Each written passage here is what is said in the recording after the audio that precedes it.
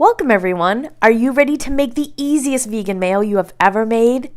Well, let's begin with a half a cup of soy milk.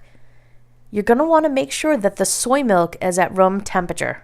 Trust me on that one. The next thing you're going to need is 1 cup of canola oil.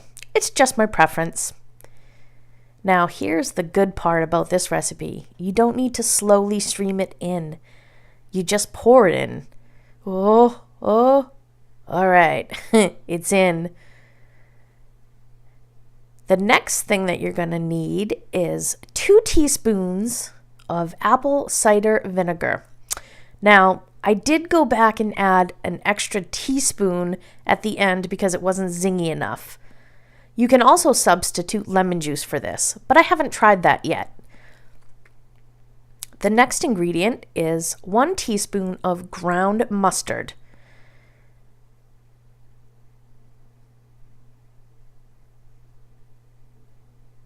Get in there.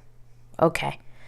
And the last ingredient is my favorite. It is black salt. It is actually not black, it's pink. And I believe you can find it in Indian markets, but I found this on Amazon.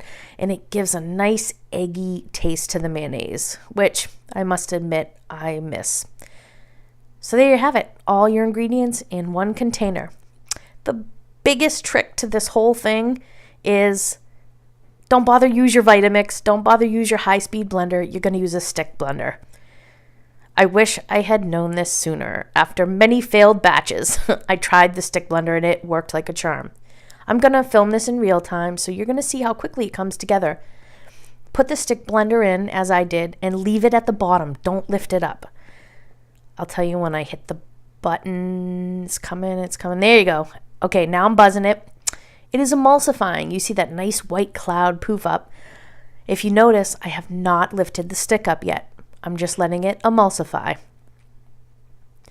You can see almost all of that oil is incorporated in.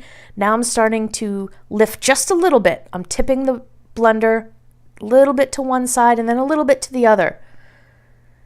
As you can see, this is already thickening up. You almost have mayonnaise here, folks. Now you can bring the stick up off the bottom. And I think what you're doing is aerating it a little, but you're mostly just incorporating it and making sure that there are no more oily spots in there.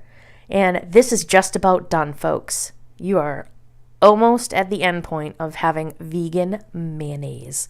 And it is delicious. Yep, we're done. So it looks a little bit watery as I'm tapping it off, but trust me, it sets up in the fridge too, so it gets even thicker. I'm a little off center. This is my very first YouTube video, by the way, so I will get much better at this, but I did a very quick setup with my iPhone, and now I'm doing the voiceover.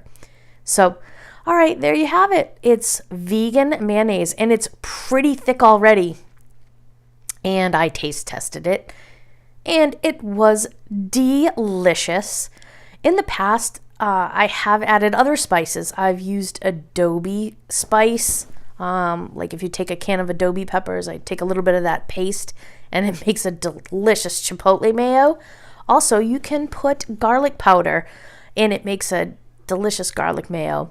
I've used it on breads. I've made tartar sauce with it. I have done all sorts of things, and I don't know if I will ever buy that beloved name brand ever again. I don't think I need to. I can make it at home. So thank you guys for watching, and maybe I will see you again. Bye.